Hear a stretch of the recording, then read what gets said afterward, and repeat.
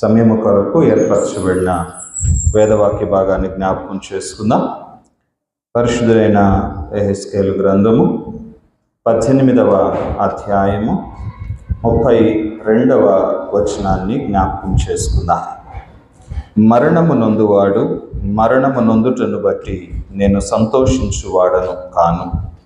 కావున మీరు మనస్సు త్రిప్పుకొనుడి, అప్పుడు మీరు బ్రతుకుదురు. ఇదే ప్రభువగు యెహోవా వాక్కు. ప్రేమైనటువంటి దేవుని బిడ్డలారా, ఆత్మ కృమ్మరింపు ఎందుకు అవసరమో గత పరిశుద్ధ దినంలో మనం జ్ఞాపకం చేసుకున్నాం.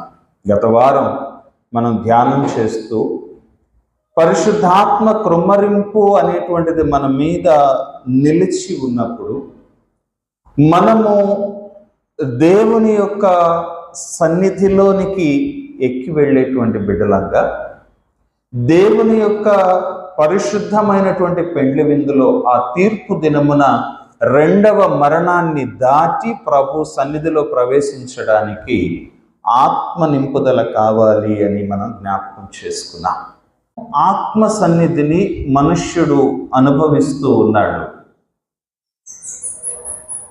దేవుని యొక్క సన్నిధి ఆశీర్వాదాలను స్వతంత్రించుకుంటూ ఉన్నాడు. ఆ స్వతంత్రించుకున్నటువంటి క్రైస్తవునికి తరువాత ఎలా స్పందించాలో, ఎలా జీవించాలో అర్థమవుతూ ఉందా అనే ప్రశ్నను వేసుకుంటే నేను అనుకుంటాను, దేవుని యొక్క ఆత్మ నింపుదల ఎందుకో క్రైస్తవునికి అర్థం కాలేదు అని అనుకుంటాను. ఈ దినమున చదివినటువంటి లేఖన భాగంలో దేవుని మాటలను గురించి, దేవుని యొక్క మనస్సును గురించి యెహెజ్కేలు ప్రవక్త జ్ఞాపకం చేస్తూ ఒక మాట అన్నాడు. మరణము నొందువాడు మరణము నొందుటను బట్టి నేను సంతోషించువాడను కాను. ఆ పై వచనాల్లో మనం చూస్తే 30వ వచనంలో జ్ఞాపకం చేస్తాడు, మీ అక్రమములు మీకు శిక్షా కారణములు కాకుండానట్లు వాటినన్నిటినీ విడిచిపెట్టండి అని ప్రభువు చెప్పాడు. ఈ వచనంలో ప్రభు మాట ఇంకొకటి మనకు జ్ఞాపకం చేయబడుతూ ఉంది, మీ మనస్సు త్రిప్పుకొనండి. నేటి క్రైస్తవ ప్రపంచంలో దీనిని మనం మారు మనస్సు అని చెప్పుకుంటున్నాం. ఆశ్చర్యకరమైనటువంటి విషయం ఏంటంటే, మారు మనస్సు అనే పదాన్ని, అనే మాటను క్రైస్తవ ప్రపంచం అంతా ఉపయోగిస్తూ ఉంది. కానీ అసలు మారు మనస్సు అంటే ఏంటో అర్థం కాలేదేమో అనుకుంటాను నేను. ఒక వ్యక్తి తనకు స్వస్థత కలిగిందనో, తను అనుకున్నటువంటిది జరిగిందనో, లేకపోతే తన జీవితంలో ఏదైనా ఒక మేలును సంపాదించుకున్నానో, ఆస్తిని సంపాదించుకున్నానో దేవుని దగ్గరకు వస్తూ ఉన్నాడు. కానీ అయ్యా, నువ్వు నా రక్షణకర్తవు, నా రక్షణకు నీవే కారణము ప్రభువా, నీ ప్రేమ నాకు కావాలి, నీ సన్నిధి నాకు కావాలి అని వచ్చే క్రైస్తవులు ఎంతమంది? నేటి బోధకులు కూడా మరి గమనించండి, దేవుని సన్నిధికి రండి, మీకేం దొరుకుతుంది? స్వస్థత దొరుకుతుంది. దేవుని దగ్గరకు రండి, మీకేం దొరుకుద్ది? ఆశీర్వాదం దొరుకుద్ది. దేవుని దగ్గరకు రండి, మీకేం దొరుకుద్ది? మేలు దొరుకుద్ది. దేవుని దగ్గరకు రండి, మీ సమస్యలు తీరిపోతాయి. సమస్యల్లో ఉన్నావా? పలానా సంఘం నా దగ్గరకు రా, నేను ప్రార్థన చేస్తా, అయ్యగారు ప్రార్థన చేస్తే అన్నీ తొలగిపోతాయి. నీ జీవితంలో అనారోగ్యం ఉందా?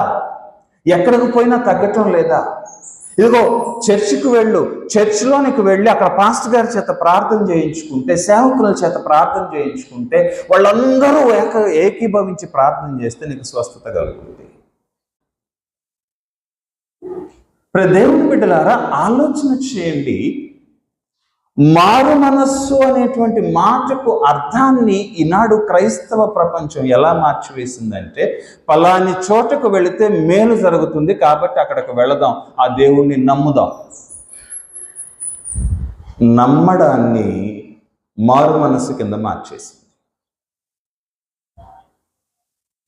పలాని చోటుకు వెళితే పలాని ఆశీర్వాదం మనకు దొరుకుతుంది కాబట్టి ఆ ఆశీర్వాదం దొరికేటువంటి చోటికి వెళదాం, అక్కడే ఉందాం, అదే మనకు మన దేవుడు.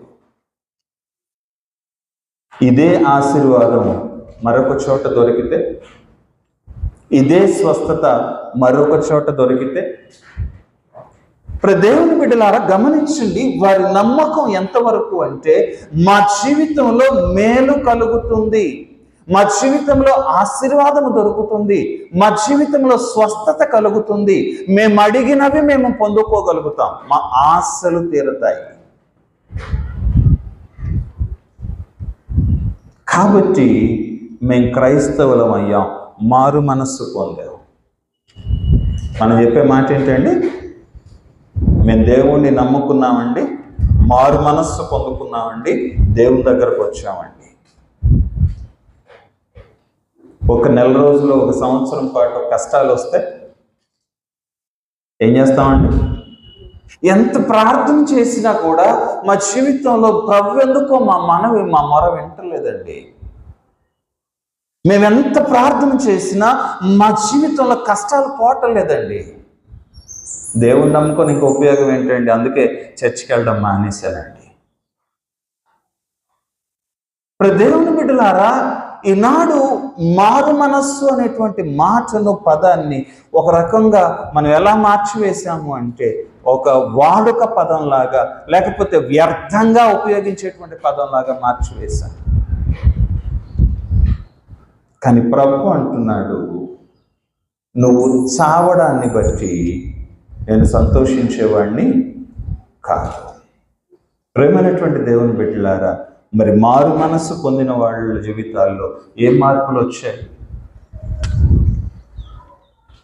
ఆలోచన చేయండి. అంతకుముందు మన జీవితం, మనలో జాతకాల మీద నమ్మకం ఉండేది. మారు మనసు పొందిన తర్వాత కూడా ఉందా? ఉంటుంది. మీరు గమనించండి, ఏ క్రైస్తవుడైనా సరే, ఎవరినైనా చూడండి, ఏ క్రైస్తవుడైనా చూడండి, బయటకు వెళ్ళేటప్పుడు నల్లపిల్లి ఎదురొచ్చింది అనుకోండి, వెళ్తాడా? వెళ్ళరు. తుమ్మారనుకోండి, ఎవరన్నా బయటికి వెళ్తుంటే గట్టిగా తుమ్మారనుకోండి, ఆ పని జరగకపోతే కారణం ఏం చెప్తారు? నేను కరెక్ట్గా బయటకు వచ్చేటప్పుడు ఈ పనికి మాలినోడు దుమ్మాడు, అందుకే నా పని కాలా. ప్రేమైనటువంటి దేవుని బిడ్డలారా, నీ నమ్మకాలు మారలేదు, నీ జీవిత విధానం మారలేదు, నీవు చేస్తూ ఉన్నటువంటి పనులు మారలేదు. కానీ నేను చెప్పుకుంటూ ఉన్న మాట ఏంటి? మేము మారు మనసు పొందాం, ప్రతి వారం చర్చికి వెళ్తున్నాం.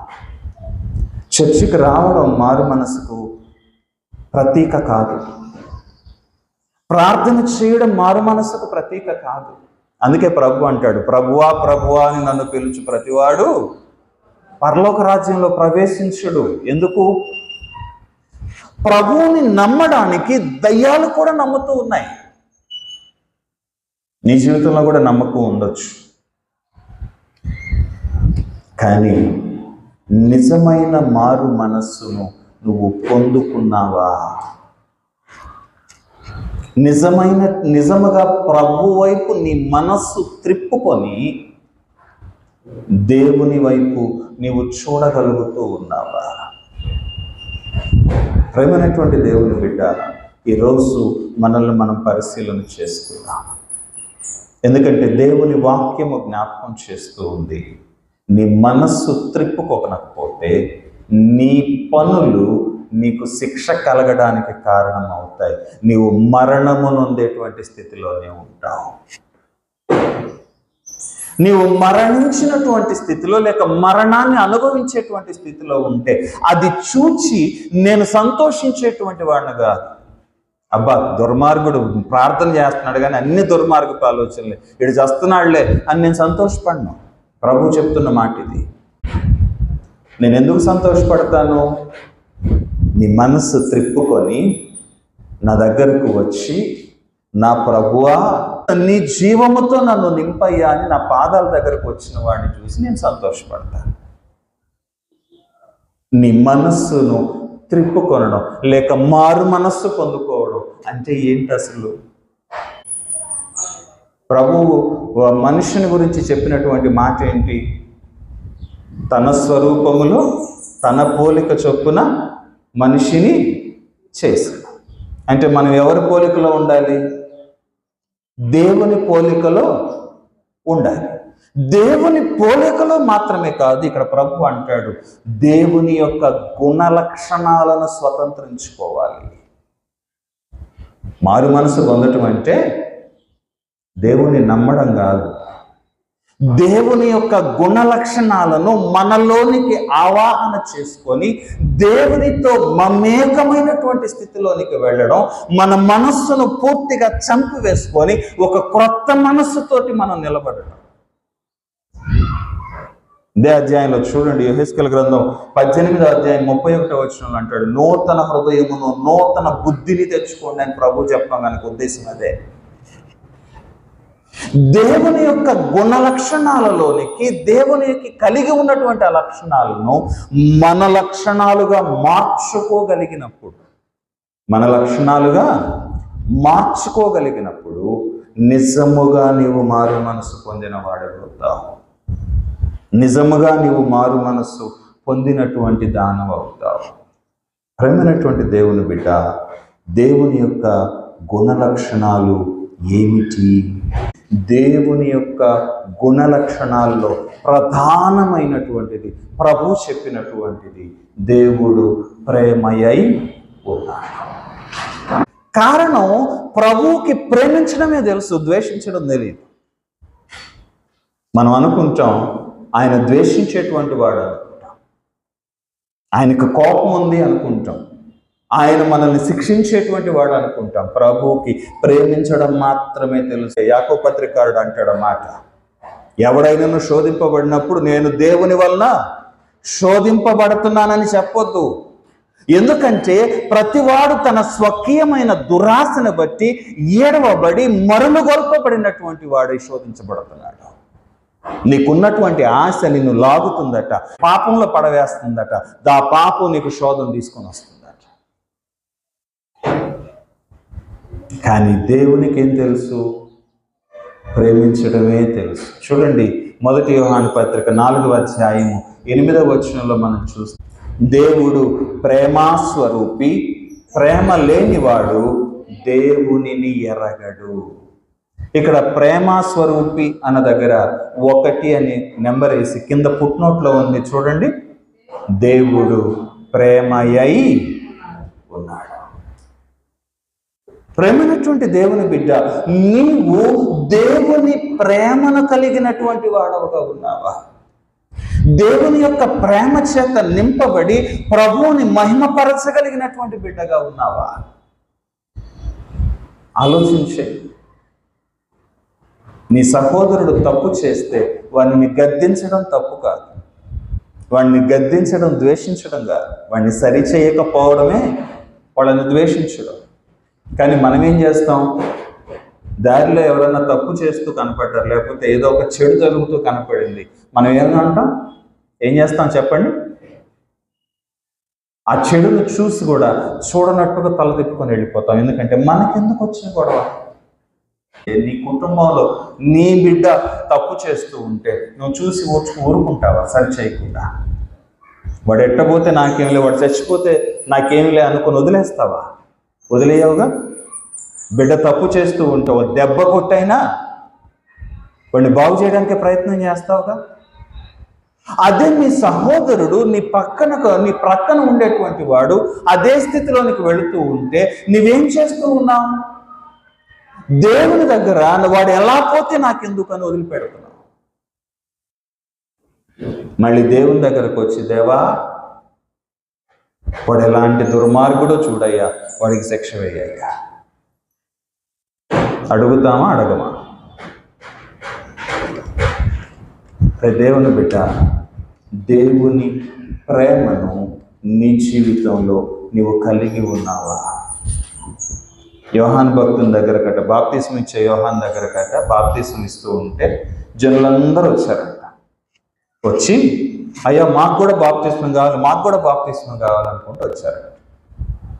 వాళ్ళని చూడగానే బాప్తిస్మం ఇచ్చే యోహాన్ గారికి అర్థమైంది, వీళ్ళంతా వేషధారి మనుషులు, పైకి మాత్రం మారుతున్నాం అనుకుంటూ వస్తున్నారు, కానీ వీళ్ళ హృదయాలు చాలా చెడ్డగా ఉన్నాయి అని. సర్ప సంతానమా, రాబో ఉగ్రతను తప్పించుకోవడానికి మీకు బుద్ధి చెప్పిన వాడెవడయ్యా అని అడిగాడు.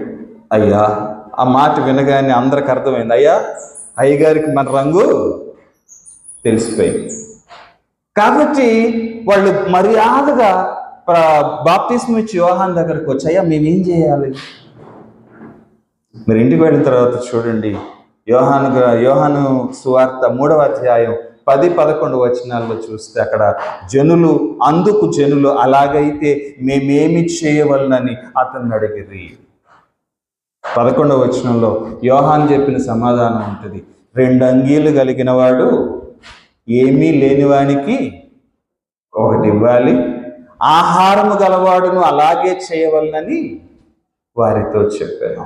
ఇదే మొదటి యోహాను పత్రికలో 3వ అధ్యాయము 17-18 వచనాల్లో మనం చూస్తే అక్కడ చెప్పబడుతున్న మాట చూడండి. ఈ లోకపు జీవనోపాధి గలవాడయుండి తన సహోదరునికి లేమి కలుగుట చూచియు అతని ఎడల ఎంత మాత్రమునో కనికరము చూపని వాని యందు దేవుని ప్రేమ ఎలాగు నిలుచును. నీకు కడుపు నిండింది, నీ సహోదరుడేమో ఆకలితో చస్తున్నాడు. నీకు ఆహారం ఉంది, నీ సహోదరునికి లేమి కలిగి అయ్యో నాకు ఎవరైనా కొంచెం ఆహారం పెడతారేమో అని ఎదురు చూస్తున్నాడు. వాడు రోడ్డు మీద రాలుగా ఇలాగా తిరగలా, లేకపోతే తను ఆవారాగా లేకపోతే గాలికి తిరుగుతూ రౌడీలాగనో ఇంకొకలాగనో తన జీవితాన్ని వ్యర్థపరచుకోవట్లా, కష్టపడుతున్నాడు.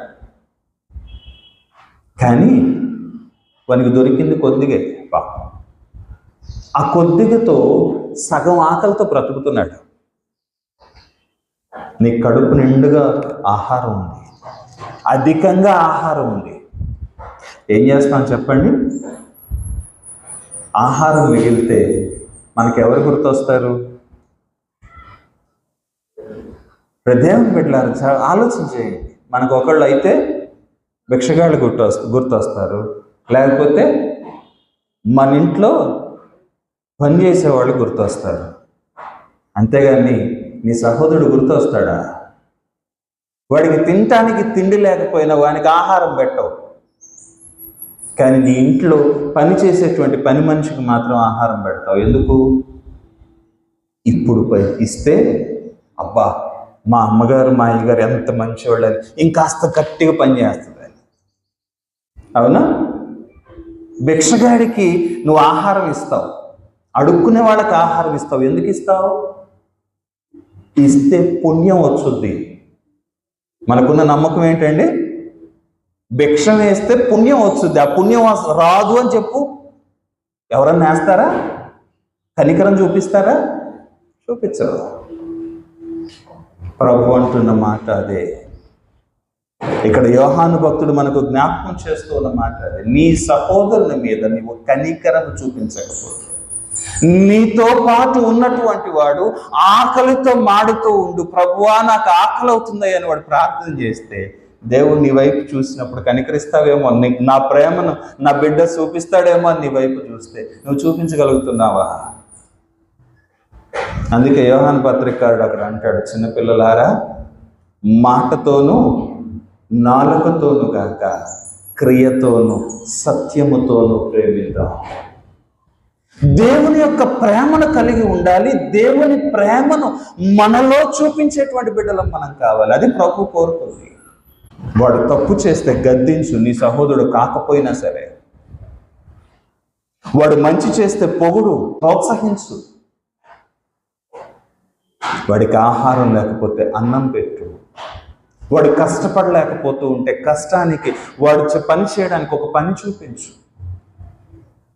అన్నిటినీ వదిలిపెట్టి ఆవారాగా ఊరక తిందాం అనుకునే వాళ్ళు ఉంటారు చూసారా, వాళ్ళని వదిలే.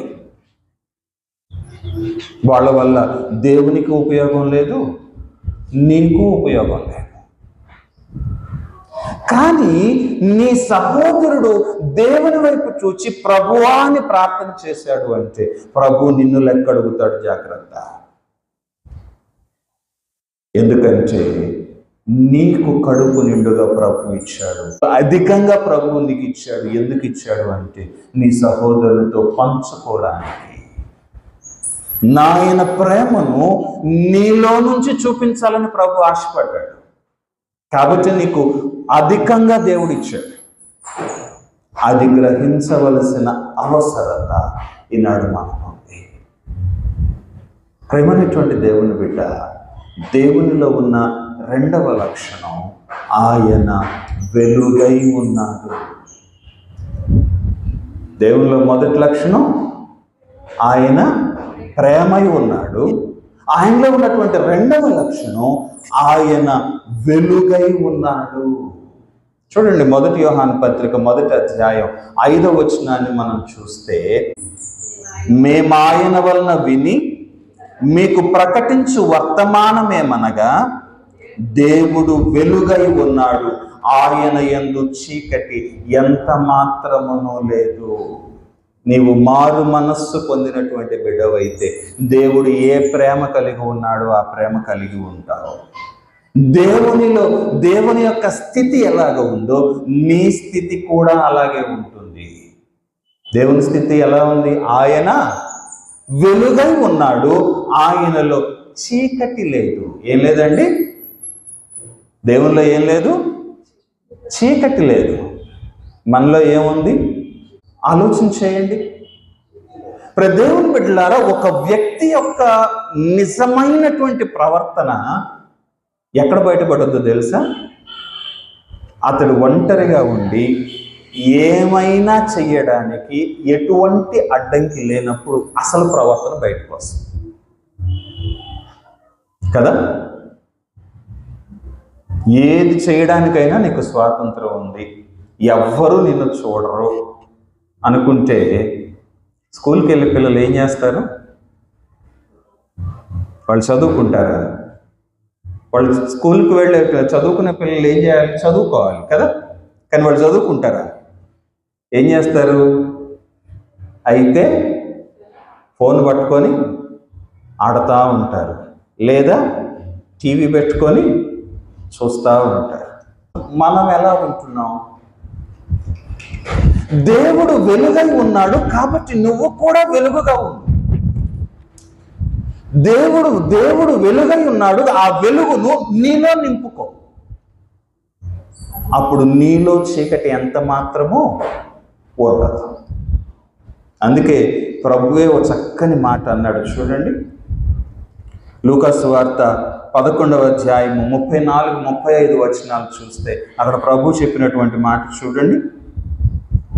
నీ దేహమునకు దీపము నీ కన్నే గనుక నీ కన్ను తేటగా నుంటే నీ దేహమంతయు వెలుగుమయమయుండును, అది చెడినదైతే నీ దేహమును చీకటిమయముగా ఉండును. ప్రేమైనటువంటి దేవుని బిడ్డ, ఇక్కడ ప్రభు చెప్తున్న మాట చూడండి. నీ దేహమునకు దీపము నీ కన్ను. నీ కన్ను ఎలా ఉండాలంట? తేటగా ఉండాలంట. నీ కన్ను తేటగా ఉంటే, స్వచ్ఛంగా ఉంటే నీ దేహమంతా వెలుగుతో, దేవుని వెలుగుతో నింపబడి ఉంటుందట. దేవుని యొక్క సన్నిధి, ఆశీర్వాదం అనేటువంటిది, దేవుని యొక్క వెలుగు అనేది మనలో నింపబడాలి అంటే మన చూపు, మన దృష్టి ఎలా ఉండాలి? స్వచ్ఛంగా ఉండాలి, తేటగా ఉండాలి. దేవుని బిడ్డలారా, నేను కేవలము మోహపు చూపుల గురించి మాత్రం ఇక్కడ మాట్లాడటం లేదు. సాధారణంగా కన్ను చూపు సరిగ్గా ఉండాలి అనగానే మనకు అందరికి వచ్చే ఆలోచన ఏంటంటే మోహపు చూపు చూస్తారు. యవ్వనంలోకి వచ్చిన తర్వాత మోహపు చూపులు ఉంటాయి, పాపపు చూపులు ఉంటాయి.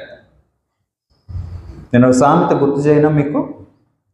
నరుని దృష్టికి నల్లరాయి అయినా పగిలిపోద్ది కదా.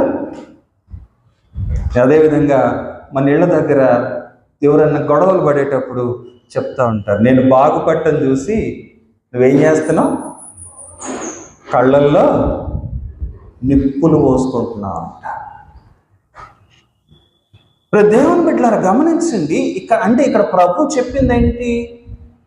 నీ కంటి ద్వారా నీవు ఎక్స్ప్రెస్ చేయగలిగినటువంటి లక్షణాలు.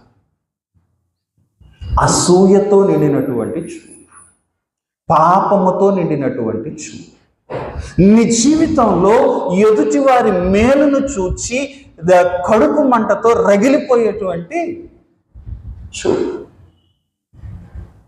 మత్సరముతో నిండినటువంటి చూపు. మనం బాగుపడకపోయినా పర్లా, పక్కనోడు మాత్రం నాశనం కావాల్సిందే. పక్కనోడికి ఒక మార్క్ ఎక్కువ వచ్చింది అనుకో, మనకి ఎంత కోపం వస్తుందో వాడిని ఎట్నైనా పాడు చేయాల్సిందే. లేకపోతే పక్కన ఉన్నటువంటి బిడ్డ చక్కగా మంచిగా దేవుల్లో ఎదుగుతుంది, ఎట్టయినా పాడు చేయాల్సిందే కదా.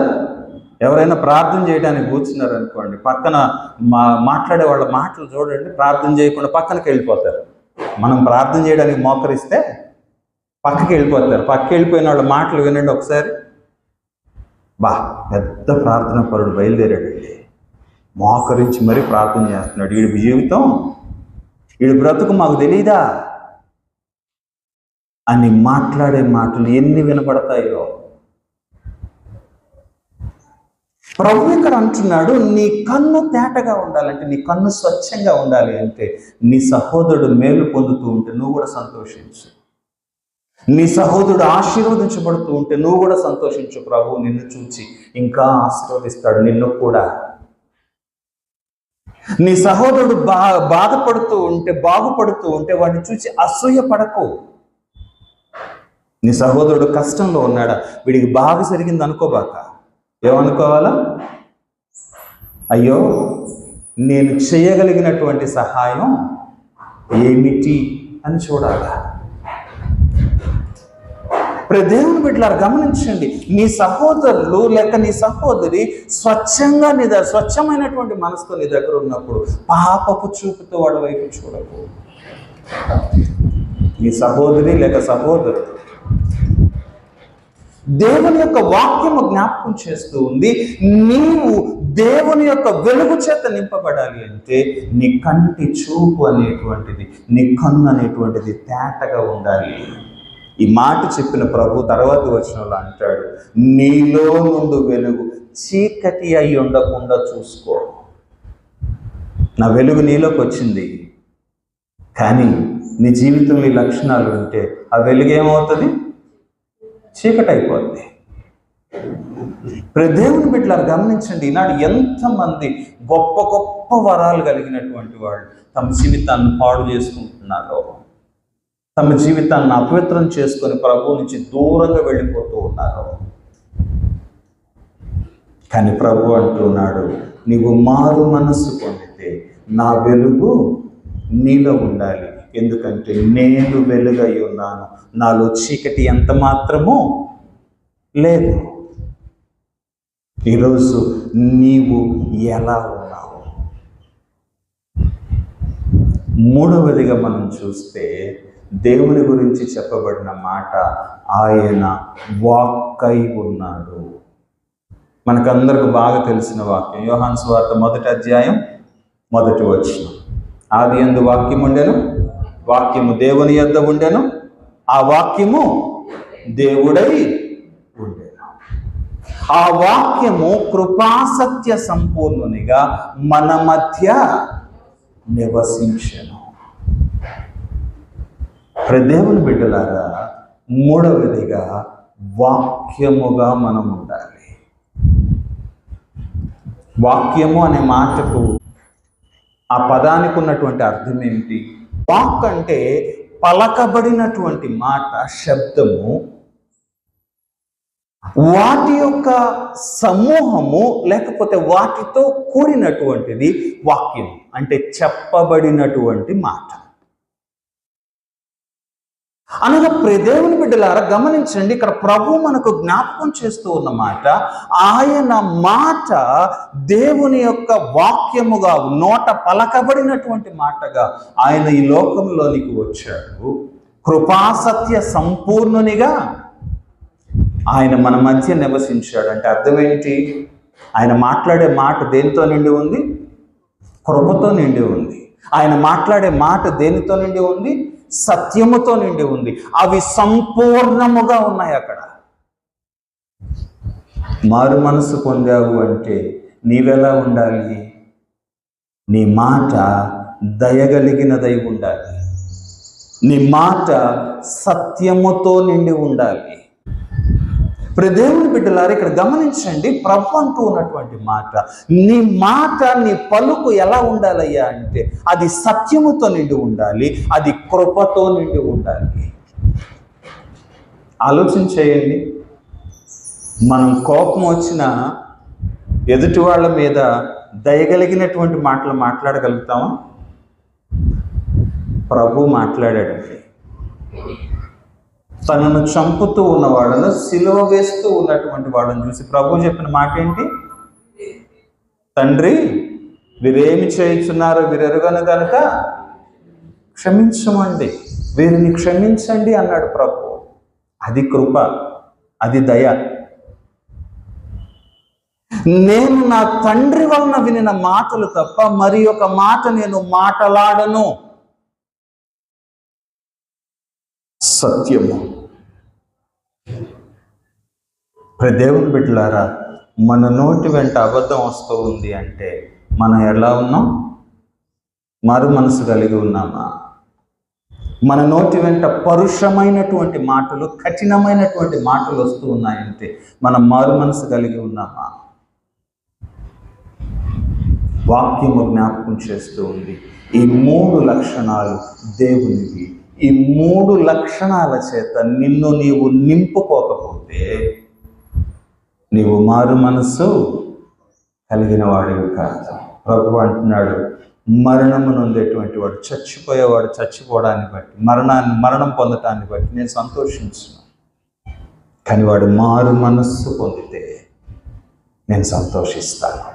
లూకాసు వార్త 15వ అధ్యాయంలో చెప్పబడిన మాటలు చూడండి. 3 ఉపమానాలు చెప్పబడ్డాయి. ఆ 3 ఉపమానాల చివర చెప్పబడినటువంటి మాట, అటువలే మారు మనస్సు అక్కర్లేని 99 మంది నీతిమంతుల కంటే మారు మనస్సు పొందిన ఒక్క పాపి విషయమే పరలోకమందు కలుగు సంతోషము అత్యధికము. అటువలే ఒక్క పాపి విషయమే పరలోకమందుకు దేవుని యొక్క దూతల ఎదుట కలుగు సంతోషము అత్యధికము. ఈ నీ తమ్ముడు చనిపోయి బ్రతికాను, తప్పిపోయి దొరికాను. దేవుని బిడ్డలారా గమనించండి, ప్రభు యొక్క కృప మనకు అనుగ్రహించబడుతుంది. మనము మారు మనస్సు పొందటాన్ని బట్టి పరలోకం సంతోషపడుతూ ఉంది. కానీ నిజమైనటువంటి మారు మనస్సును మనం కలిగి ఉన్నామా? దేవుని యొక్క కృప అంతము కాకమునపే ఆ మారు మనస్సు కలిగినటువంటి జీవితాన్ని మనం స్వతంత్రించుకుంటున్నామా? ఆలోచించేద్దాం. ఎందుకంటే ఏశావు కూడా మారు మనసు పొందుకున్నాడండి. పొందుకోలేదా? తండ్రి పాదాల దగ్గర కూర్చొని గుండెలు అవిసిపోయేలాగా ఏడ్చాడు. తండ్రి, నా కోసం ఒక్క ఆశీర్వాదం అన్నా మిగిలించలేదా? లేదయ్యా. యాకోబు తన మామ అయినటువంటి లాబాను ఇంటికి పంపించి వేయబడ్డాడు అని తెలిసినప్పుడు తన తల్లిదండ్రులు ఎందుకు దుఃఖపడుతున్నాడో గ్రహించుకున్నాడు. ఆయన వాటన్నిటిని మార్చుకోవడానికి ప్రయత్నం చేశాడు, వాటన్నిటిని సరిదిద్దుకోవడానికి ప్రయత్నం చేశాడు. రిబ్కమ్మ అంది, ఈ హేతు కుమార్తెల వలన నా ప్రాణము విసికింది. అంటే వాళ్ళకి సంతోషం కలిగించేటువంటి వాళ్ళ దగ్గరికి వాళ్ళని తీసుకొచ్చి పెళ్లి చేసుకొని వాళ్ళ దగ్గరికి తీసుకొచ్చి, అమ్మ వీళ్ళన్నా నిన్ను సంతోషంగా చూస్తారేమో అని తన జీవితాన్ని మార్చుకున్నాడు ఆయన. దేవుని బిడ్డలారా గమనించండి, దేవుని యొక్క వాక్యము జ్ఞాపకం చేస్తూ ఉంది, అయినను ఏశావు దుఃఖపడి ఏడ్చి ఆ కృప కొరకు కనికరము కొరకు కనిపెట్టుకున్నను, మారు మనస్సు పొందని అవకాశము లేకపోయాను. ఒకసారి ఆశీర్వాదం వెళ్ళిపోయింది, అది మళ్ళీ వెనక్కి వచ్చుద్దా? అబ్రహాం అంటున్నాడు, నీ సహోదరుడిని నేను నిజముగా దీవించి తిని. ఒకవేళ నీ జీవితంలో మారు మనస్సు లేకపోతే, మారు మనస్సు పొందిన మరొకరికి ఆ ఆశీర్వాదం వెళ్ళిపోద్దేమో. ఒకవేళ నీ జీవితంలో మారు మనసు లేకపోతే, అర్హత కలిగిన మరొకరిని ప్రభు ఎంచుకుంటాడేమో, ఎన్నుకుంటాడేమో, పట్టుకుంటాడేమో. నిజమే కదా? సౌలు మారు మనస్సు పొందడానికి అవకాశం దొరికింది కూడా అవకాశం పోగొట్టుకున్నాడు. ప్రభు ఎవరిని పట్టుకున్నాడు? ఎవరిని వెతుక్కున్నాడు? ఆయనే చెప్పాడు, నా హృదయాన్ని అనుసరించే వాడిని నేను ఒకడిని కనుగొన్నాను. సమూయేలుకు చెప్పిన మాట, బెత్లెహేముకు వెళ్ళి అక్కడ యెష్షయి కుమారుల్లో ఒకరిని నా కొరకు ఎంచుకున్నాను. ప్రేమైనటువంటి దేవుని బిడ్డలారా, ఈరోజు ఆలోచన చేద్దాం. ఒకవేళ మారు మనస్సు పొందే అవకాశం మనకుంది, అది పోగొట్టుకుంటే తిరిగి సంపాదించుకోలేమేమో. ఈరోజు నువ్వు నేనేం చేస్తున్నావు? నిజంగా మారదామా? నిజంగా మారు మనస్సు కలిగి ప్రభు పాదాల దగ్గరికి వచ్చి, ప్రభువా నేను తప్పే చేశా. ఎందుకంటే నువ్వు మారు మనసు పొందితే పాత చచ్చిపోదు. ఇదిగో పాతవి గతించిన సమస్తము క్రొత్తవాయును. పాత చచ్చిపోద్ది, ఇతరుల మీదకి నెట్టే హృదయం చచ్చిపోద్ది. తప్పు చేస్తే తప్పును ఒప్పుకోకుండా సమర్థించుకునేటువంటి హృదయం చచ్చిపోద్ది. లేకపోతే పొరపాటు చేస్తే ఆ పొరపాటును కప్పిపుచ్చుకొని మనుషుల్ని మాయ చేసేటువంటి హృదయం చచ్చిపోద్ది. అవును అంటే అవును, కాదు అంటే కాదు అనే హృదయం దొరుకుద్ది. దేవుని బిడ్డలారా, మారు మనస్సు కలిగినటువంటి బిడ్డలుగా, ప్రభువుని సంతోషపరిచే బిడ్డలుగా మనమందరము ఫలించులాగున పరిశుద్ధాత్మ దేవుని కృప మనల్ని దర్శించి ఆశీర్వదించునుగాక. ఆమేన్.